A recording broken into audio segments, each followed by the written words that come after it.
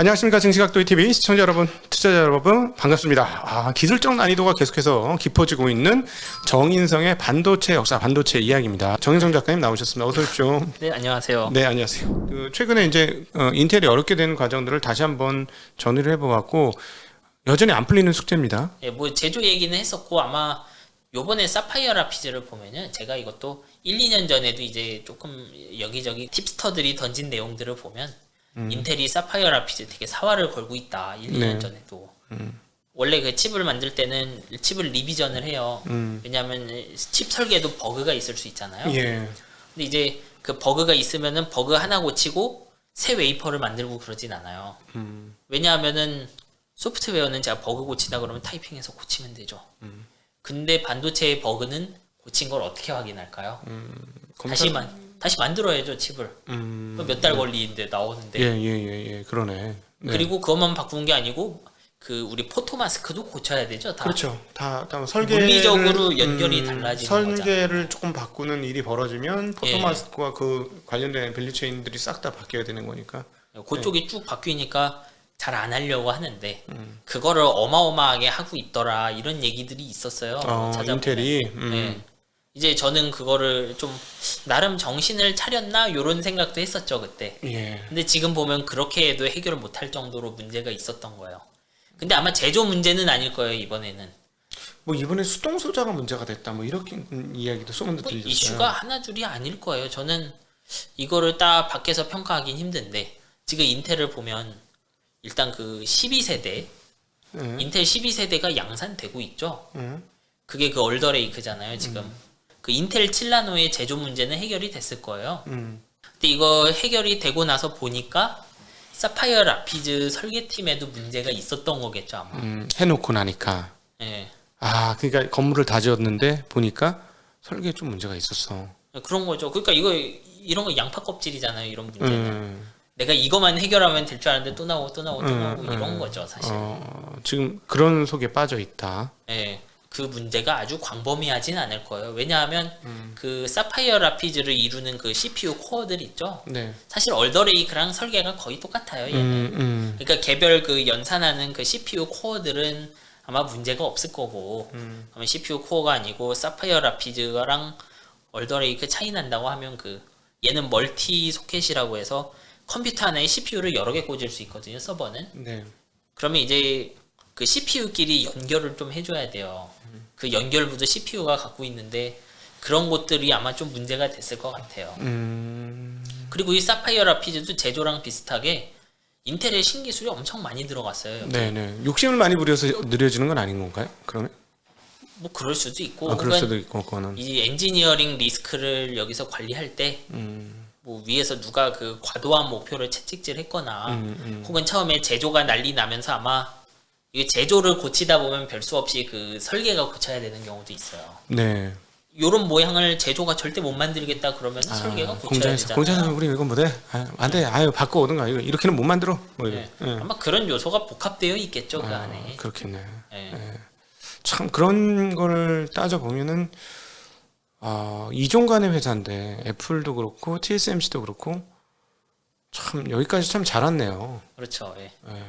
어떻게 보면 이 거인이 거의 지금 몇 년째 한 6년 7년 비틀비틀 하니까 찬스는 확실히 온 거죠. 네. 이제 그나마 지금 인텔에게 뭐 다행이라고 하면은 네. 지금 일어난 이 사파이어 라피즈 사건까지도 이거 온전히 지금 CEO의 잘못은 아니에요. 이건. 그러니까요. 네. 그 인터넷에 그 고용 사이트 같은데 보면 예전에 한 15년 이럴 때 대규모로 레이오프를 시키고 그 사람들한테 그 다시 고용 안 한다는 그런 걸 붙여놨어요. 네. 너희들 여기 나가면은 재고용 안 돼 이런 식으로 쭉 붙여놨다고 하더라고요. 네. 근데 그러면서 그 검증 쪽 엔지니어들이 좀 불만이 있더라고요. 그런 막 예를 들면 좀 블라인드 같은 사이트류죠. 네네. 근데서 보면 뭐 밸리데이션 엔지니어가 막 뭐라고 해놓고 가고 그랬어요. 그러니까 아마 검증 쪽 조직이 좀 문제가 생겼지 않았을까. 이게 원래 웨이퍼는요, 웨이퍼 생산이란 게 비싸니까 그 웨이퍼로 만들기 전에도 검증을 막 빡시게 하고요. 웨이퍼가 나오고 나면은 그 웨이퍼도 엄청 열심히 검증을 해요. 근데 아마 그 두 단계 다 문제가 됐겠죠. 그러니까 그 인력은 근데 없으니까 아마 그냥 칩을 왕창 찍어내서 버그 보일 때마다 새로 만들려고 했던 것 같아요. 그러고도 다 이제 고치지 못했을 거고. 네. 아, 설계에서 안 잡힌 버그가 실전에서 나오면 아, 그럼 3개월 지나야 그렇죠. 잡히는 예. 거네요. 보통은 그래서 어떻게 하냐면요, 꼭 그렇게 잡지 않고 그냥 그 공지만 하는 경우도 있어요. 이게 그 에라타인데 이거 그 2012년 제온이거든요. 이거 네. CPU 버그예요. 여기 쓰인 게 다. 근데 그거 밑에 어마무시 많네. 번호가 뭐까지 있는지 한번 보실래요? 261이에요? 예, 그러니까 10년 전 CPU인데 이거 버그 260 몇 개죠? 사실 원래 이런 물건이에요, CPU는. 네. 그리고 위에 보면은 스태핑이라고 쓰여 있죠, 표시. 네. 요 스태핑이 그 포토마스크 바꾼 거라고 생각하시면 돼요, 쉽게 말하면. 네네. 예. 그러니까 시장에 돌아다니는 CPU들도 엄밀하게는 전부 똑같은 건 아닌 거죠. 근데 대부분의 우리 프로그래머들은 볼 일이 없는데요. 운영체제를 하는 사람이거나 가상화 같은 거에 CPU를 다이렉트로 건드리는 사람들이 이런 걸 봐야 되는 경우가 많아요. 그래서 인텔 호환성 하지만 사실 호환성의 많은 부분은 이런 거 보면서 해결해주는 분들이 또 잡아주고 있는 거죠. 네. 막판에 요거는 진짜 어려운 얘기네요. 네. 이게 기술자들의 그 현대 반도체의 좀 어두운 것이죠. 네. 근데 이제 기술을 하는 입장에서는 이거 피할 수 없다고 생각해요, 저는. 네네. 트랜지스터 100억 개씩 엮어대는데 이제 어쨌든 그러면은 이번에 새로 오신 그 인텔 사장님 있지 않습니까? 팻 갤싱어. 네. 패트릭 갤싱어예요. 네. 풀네임이. 그 팻 갤싱어가 굉장히 유망하고 뛰어났던 엔지니어로 소문이 나 있어요. 그렇죠, 예. 어떻게 보십니까? 많은 사람들이 믿던데 그분 저기 취임돼서 이제 인텔은 살아난다. 그리고 중간에 잠깐 인텔 주가도 꽤 올랐었어요. 예, 뭐 지금 나오는 사파이어 라피즈 같은 건 이분의 책임은 아니죠. 그렇죠. 말씀드렸지만. 네. CPU 개발 주기가 뭐 3년, 4년 가까이 되는데 아마 들어왔을 때는 뭐 이 팀을 어떻게 터치하기 쉽지 않았을 거예요. 사파이어 라피즈는. 그러니까 이분이 실제로 평가받게 될 거는 내년에 메테오 레이크 잘 나오느냐. 그렇지. 왜냐하면은 이 사파이어 라피즈도 보면 인텔 처음으로 타일 CPU 만들었죠. 네. 근데 타일만 썼나요? 새로운 인터커넥인 이밉도 썼죠. 근데 이밉만 썼나요? 거기다가 HBM까지 엮었죠. 근데 그렇게 만든 물건이 트러블이 생겼죠. 네. 여기서 그 다음 메테오 레이크는 거기에다가 포베로스라는 패키징이 또 하나 들어가요. 네. 그 다이렉트 이렇게 붙이는 기술인데 이제 인텔이 항상 이런 식으로 그 10나노 제조에서도 그랬는데 신기술 한 번에 막 쑤셔넣고 있죠. 이렇게. 네네네. 이제 그 어프로치가 드디어 성공할 거냐 아니냐가 거기서 다 나오는 거죠. 이제 만약에 메테오 레이크가 성공했다라고 생각하면 주가 기준으로도 상당히 팻 갤싱어가 인정을 받으면서 아니, 한 부활할 수 있다라고 네, 봐야 되겠네요. 패트릭 갤싱어가 인정받을 뿐만 아니라 그 안에는 인텔의 그 정말 지연됐던 인텔 4나노 공정도 들어가요. 그리고 인텔이 자랑했던 포베로스도 들어가고요. 패키징 기술이란 제조 기술이 안정화됐다는 얘기죠. 물론 여기서 설계가 좋냐 아니냐는 조금 의문이 날 수 있죠. 근데 적어도 두 개는 그 보장된다라는 측면에서 되게 고무적이죠. 예를 들어 설계를 되게 쉽게 만들었을 수도 있잖아요. 좀 단순하게. 그래서 원하는 만큼의 진보가 안 될 수도 있는 거고. 뭐 그럴 수도 있죠. 네네.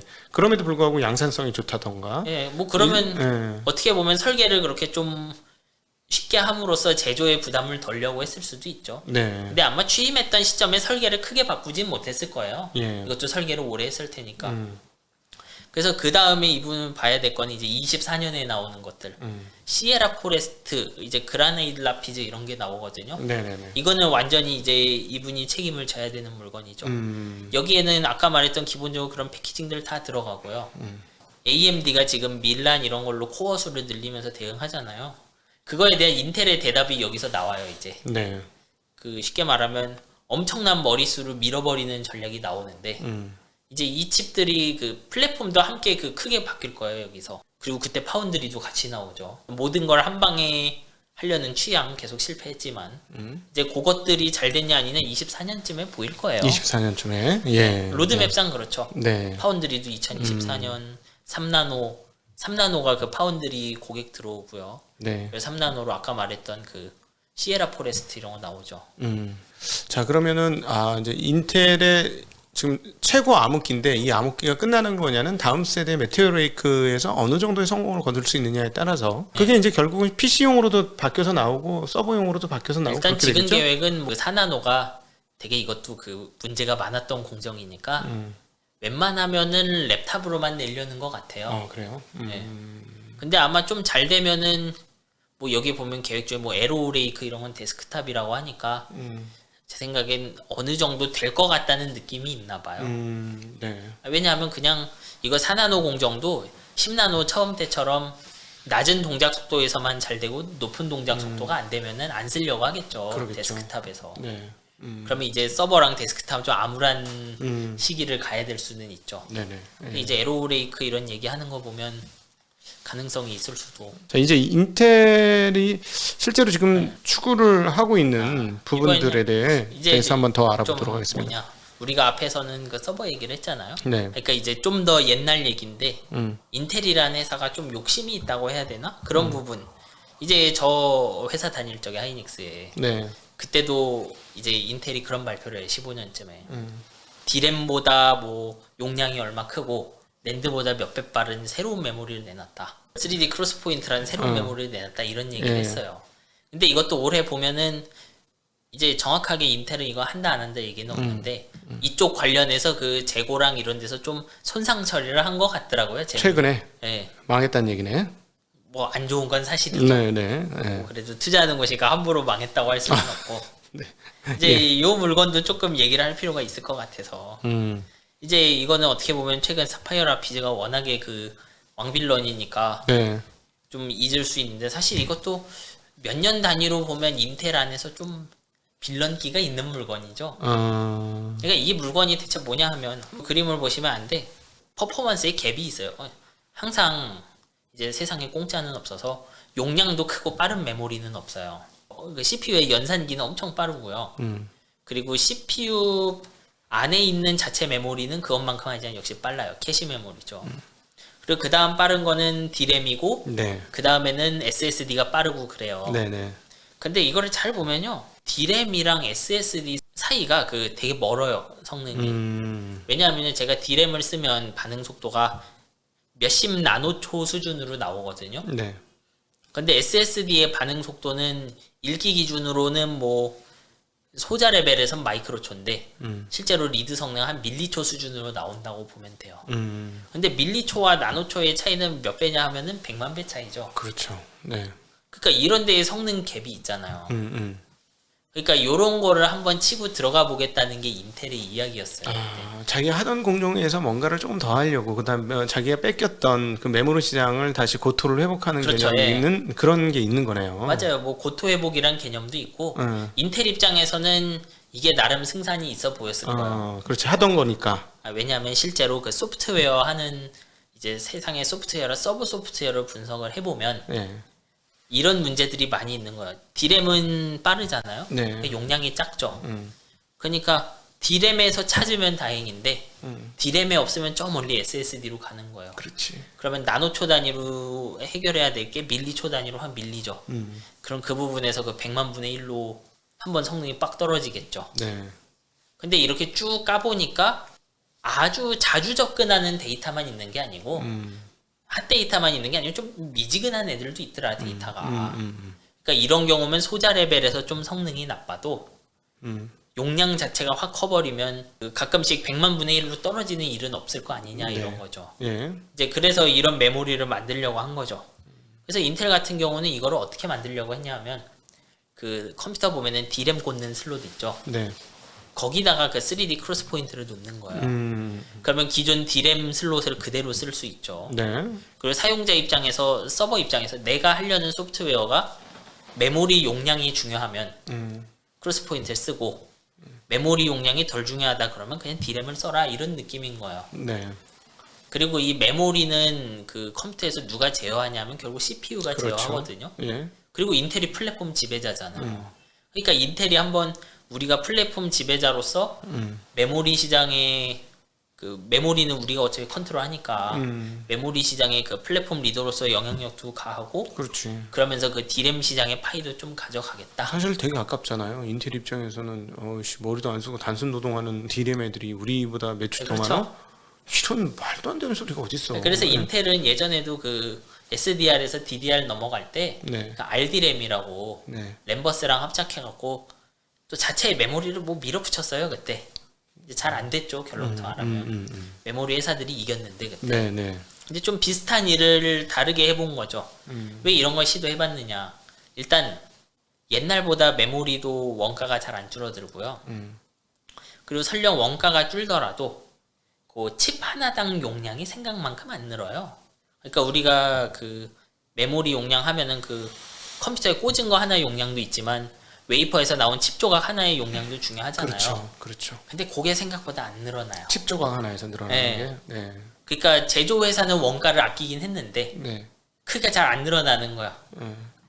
그러니까 16기가 메모리가 있는데 더 싼 16기가 메모리는 나와도 32기가, 64기가 딤은 잘 안 나오는 거예요. 네. 그렇게 만드는 게 힘드니까. 네. 이제 그런 데서 힌트를 얻은 거죠. 우리 그 소프트웨어나 서버를 쓰는 입장에선 내가 1테라 메모리는 꽂을 수 있는데 2테라 메모리를 쓰려면 한참 기다려야 되는 거예요. 메모리에서 밀도가 안 올라가니까 딤이. 네. 그러니까 그런 곳에 우리가 2테라 딤 아니고 2테라 크로스 포인트 딤을 주면 되지 않겠느냐. 이렇게 접근을 한 거예요. 인텔도. 그리고 그거를 사용하는데 번거로운 건 우리 크로스 포인트는 인텔 CPU로 컨트롤하니까. 근데 대신 크로스 포인트 되는 CPU는 또 비싸요 보면. 크로스 포인트를 제어할 수 있는 CPU의 가격은 네. 그러니까 큰 메모리가 필요한 애들은 CPU에 돈을 더 내라 이런 거죠. 네네. 근데 벌써 이 얘기를 들으시면 알겠지만 이거 인텔한테 좀 코가 꿰이는 형태죠. 그렇죠. 네, 절대적으로 거기. 네. 컴퓨터 회사가 좋아할까요? 서버 회사가? 그렇지. 만약에 그러다가 CPU 사람들이 좋아서 호응을 해서 CPU 그걸로 다 해줘 이러면 제작 단가가 계속 올라갈 테니까. 네, 인텔에게 좀 플랫폼 우위를 뺏기는 형태잖아요. 좋아하지 그렇죠. 않겠죠, 당연히. 그렇죠. 그럼 메모리 회사는 정말 싫어하겠죠. 완전 싫어하지. 내 시장 뺏어가니까. 근데 파트너로 마이크론 잡은 것도 이상하죠, 그렇게 보면. 마이크론이 이거를 하는 걸 즐거워했을까요, 사실? 마이크로 파운드리에서 크로스 포인트를 하겠다. 그런 거 아니고 뭐 어떤 식으로 하는지 모르는데 합자 공장을 지어갖고 크로스 포인트 나오는 걸 둘이 나눠서 마이크론은 마이크론대로 뭐 하고 인텔은 인텔대로 뭐 한다 이런 거죠. 그래서 이 실제로 크로스 포인트는 디램 슬롯에만 꽂지 않고 SSD도 있어요. 옵테인이라고. 네. 아마 그 수율이 좀 낮고 성능이 안 좋은 애들은 옵테인에 쓰고 좋은 애들은 그 딤에 쓰려고 했을 거예요. 그 컴퓨터용 메모리. 이제 그렇게 계획을 땄는데 말씀드린 것처럼 일단 고객들이 별로 안 좋아할 물건이고.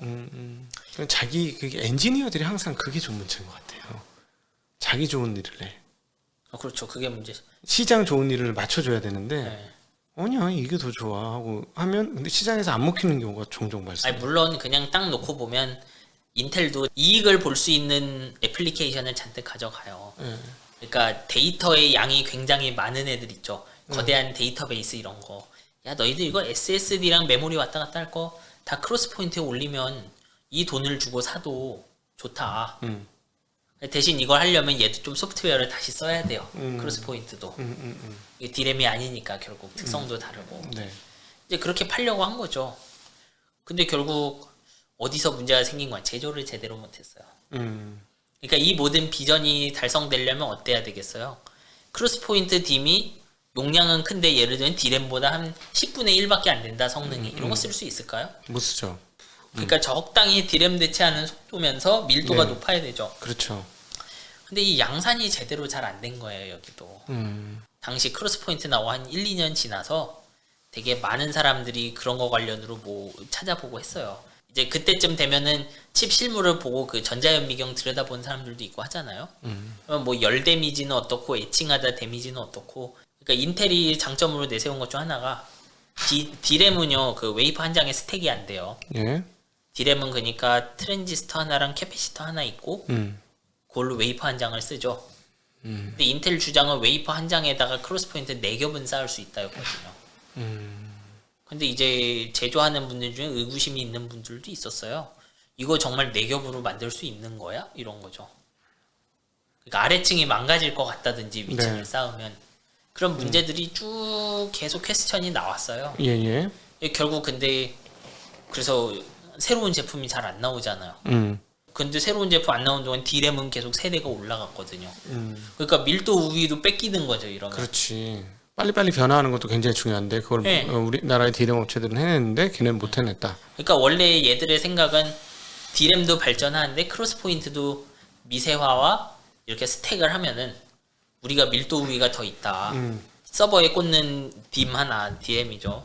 요거 하나당 용량이 커지기 때문에 우위가 있다. 네. 왜냐하면 이 슬롯을 무한히 늘릴 수가 없어요. 없으니까. 서버는. 네, 그렇죠. 네. 왜냐하면 그 CPU에다가 핀을 꽂아야 되거든요. 네. 그러니까 우리가 계속 우위를 가져갈 거다 했는데 한두 세대 나오고 나니까 안 나오잖아요, 칩이. 근데 디램은 하여간 크로스 포인트 이후에도 4-5번은 미세화를 했죠, 지금까지. 네. 이제 그래서 그렇게 가다가 이제 결국 CXL 디램 나오면서 이제 결정타를 맞았다고 봐야죠. 네. 이제 CXL이 이제 등장합니다. 자, 이제 여러분 오늘 지난 시간과 함께 인텔의 망조사, 그죠? 그렇죠. 예. 이 인텔의 망조사를 지금 보고 저희가 좀 부탁을 드렸어요. 아, 도대체 왜 이러냐? 진짜 미치고 한장 팔딱 뛰겠다. 진짜 인텔 때문에 벌써 2년 지연된 거 아닙니까? 사파이어 그렇죠. 레피지만 해도 뭐 사파이어 라피즈 사실 생각하기에 따라서는 훨씬 많이 지연된 거예요. 네, 왜냐하면은 저희 증시각도 TV가 개국을 하고 초반에 모셨던 테크니션이 네. 최도현 연구원이에요. 그래서 그때 이제 오랫동안 했던 사파이어 레피지 곧 나옵니다 이랬거든. 2년 전이에요. 그러니까 저희가 이제 8월에 개국을 했는데 9월인가 뭐 했는데 지금 벌써 딱 2년이 지났는데 이렇게 안 된 거는 사파이어 레피지만의 문제가 아니었기 때문에 한번 보자 했는데 지금 하나하나 설명을 해주시고 있는데 자 이번엔 CXL입니다. 이제 뭐 이건 결국 크로스 포인트에 먹이는 결정타 같은 건데 이거 CXL은 그 사파이어 라피즈에도 있잖아요, 사실. 얘는 뭐냐 하면요. 지금까지 CPU가 직접 바라보는 것 중에 제일 중요한 게 메모리예요. 그리고 그 일부 PCI, 그 예를 들어 SSD 일부나 그래픽 카드 이런 정도가 그 CPU에 다이렉트로 붙어 있거든요. 네. 근데 이제 뭘 만들어 줄 거냐 하면은 CPU에 다이렉트로 붙는 또 하나의 그 인터페이스를 하나 주는 거예요. 통로를 하나 만들어 예, 주는 그게 거죠. CXL이죠. 예. 근데 이 CXL이라는 개념이 나온 큰 이유 중 하나가 대형 메모리 때문에 그래요. 이게 무슨 의미냐 하면 우리 컴퓨터 메모리는 무한대로 늘릴 수 없죠. 그렇죠. 말씀드린 것처럼 메모리 슬롯이 꽉 차면 늘릴 수 없어요. 네. 메모리 슬롯 개수랑 시장에 있는 가장 용량 큰 메모리를 합친 거 이상으로는 들어가지가 않죠. 네, 컴퓨터에 보통 그렇죠. 예, 그래서 어떤 애플리케이션들은 메모리를 더 쓰고 싶어도 제가 아무리 돈을 줘도 그렇게 메모리가 큰 걸 만들 수 없는 거죠. 그렇죠. 이제 그런 문제들을 겪는다고요. 근데 실제로 그 메모리들의 사용 패턴을 쭉 보면요. 크로스 포인트 때랑 똑같은 얘기인데 좀 자주 안 건드리는 데이터도 많아요. 그러겠죠, 당연히. 그러니까 예를 들면 극단적으로 뭐 한 달에 한 번 건드린다. 이런 건 저기 어디 하드디스크에 넣어놓으면 되죠. 네. 그리고 이게 뭐 1초에 한 1000번 접근한다. 디램에 넣으면 돼요. 자주 하는 거는 예. 예를 들어서 뭐 우리 앱 다운 받은 것 중에 1년 내에 안 쓰는 것도 있고 뭐 그럼 그냥 뭐 은행 앱처럼 하루에 한 번씩 쓰는 것도 있고 뭐 그런 거랑 비슷한 분류인 거죠. 네. 물론 그 CPU의 입장에선 그게 초단위겠죠. 아마. 네, 그렇죠. 1초에 한 번 접근한다고 뭐 후졌어 뭐 이러겠죠 아마. 네. 1초에 1000번쯤 써도 그냥 그렇구나 하겠죠 CPU는. 근데 이제 그런 거를 쭉 까보니까 특히 가상화 쪽이 그런데 제 컴퓨터를 잘라서 파는 거예요. 가상화는 큰 서버 하나를 예를 들어 4사람한테 파는데 서버 메모리가 64기가가 있다고 해보세요. 네. 그럼 4개로 쪼갰으니까 16기가씩 줄 수 있죠. 그렇죠.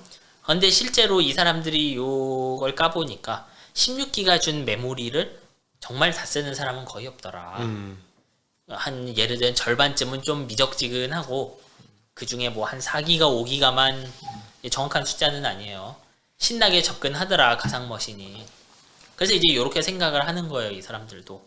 아 그러면은 접근 속도가 빨라야 되는 4에서 5기가만 디램에서 주고 나머지 자주 안 쓰는 데이터는 이따만한 양동이를 만들어갖고 메모리 풀에다가 일단 넣어놓는 거예요. 네. 이제 그런 역할을 하는 게 CXL인 거예요. 그걸 배분해 줍니까? 예, 그걸 배분해 주죠. 네. 그러니까 이제 이런 식으로 돌아가는 거예요. 지금은 64기가인데 16기가씩 줬죠. 그러면 이제 그 디램 슬롯에다 64기가 놓고 CXL에 또 64기가를 놓는 거예요. 예를 들면. 그러면 한 사람에게 32기가씩 줄 수 있죠. 이제. 네. 대신 멀리 있는 걸 접근하면은 좀 느릴 건데 그거 보니까 멀리 있는 걸 접근하는 경우가 별로 없다는 거예요. CXL은.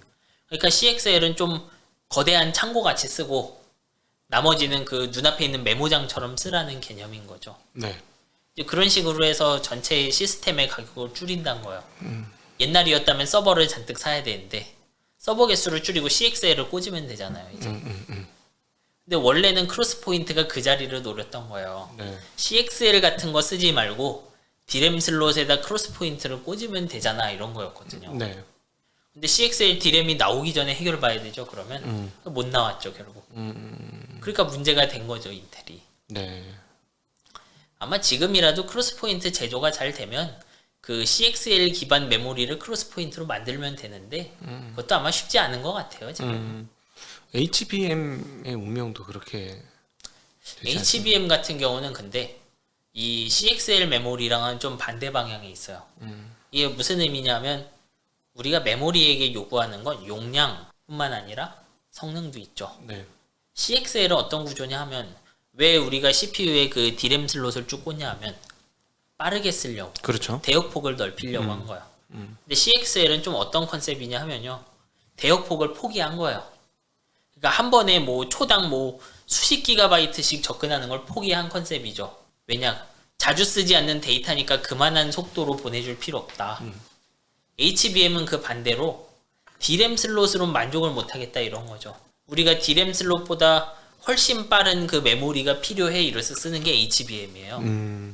그래서 그 HBM 같은 메모리는 CPU랑 연결할 때도 훨씬 고성능의 연결을 사용해요. 네. 인텔을 이밉 쓰고 그리고 뭐 HBM 쓰는 것도 그 TSV 쓰는 것도 있고요. 그런 차이예요. 그러니까 이런 현상 하나하나가 사실은 그 반도체 어떻게 보면 우리가 늘 말했던 무어의 법칙 있죠. 네. 그게 좀 밀리면서 나는 현상인 거예요. 그리고 또 그런 것도 있지 않습니까? 디램 업체들이 더 빠르게 싸고 빠르게 치고 나가니까 얘네들이 만들려고 했는데 만들어봐야 그냥 디램 빠르고 싼 걸 쓰는 게 더 낫지 다음 세대에. 아 뭐 그런 것도 있죠. 예. 이거 뭐 어떻게 보면 인텔이 메모리 시장에서 쫓겨났던 이유죠 80년대. 그러니까 뭐 이게 더 좋아 했는데 실상은 가격이 뭐 몇 배야. 가격이 몇 배고 퍼포먼스 좋은지는 알겠는데 가격이 몇 배니까 차라리 디램 하나 더 사도 그렇게 두 개 다는 게 돼버리는 훨씬 더 빨라. 그럼 굳이 이걸 안 쓰고 뭐 이렇게 해서 도태돼. 그런 걸로 따지면 삼성이라든가 네. 그 디램 업체들 대응을 잘한 거기도 그렇죠. 하죠. 뭐 대응을 잘했다라 이거는 뭐 생각이 나는데 디램이 원래 잘하는 건 원가 하락이잖아요. 네네. 그러니까 원가 자체로 모든 걸 찍어 누른 거죠. 그 예를 들면 플랫폼에 가까운 인텔이 플랫폼에서 뭐 좀 트릭을 쓴다고 해서 큰 성능을 못 줄 정도로 빠르게 해 나갔다고 봐야죠. 그렇지. 메모리가. 네. 근데 이제 그것조차도 힘드니까 옛날이었다면 그냥 기다리면 HBM 같은 거 없어도 차세대 메모리를 쓰면 빨라졌을 거예요. 네. 그러니까 안 되니까 이제 기존에 있는 사실상 메모리 자체는 크게 다르지 않아요. 그 메모리 4개 스택해서 HBM으로 뚫어갖고 칩 4개 동시에 접근하게 해주는 게 HBM이잖아요. 그런 식으로 좀 파생 상품을 만들어야 그 사용자, 쉽게 말하면 프로그래머나 서버 회사가 원하는 성능이 나오게 된 거죠. 그렇죠. 기다리기만 해서는 안 되는 거야. 제조는 분명 계속 발전하지만 매해 성능 강화는 제조만으로는 성능 강화가 드라마틱하지 않아요. 그러니까 계속 이런 일이 생기는 거죠. 네.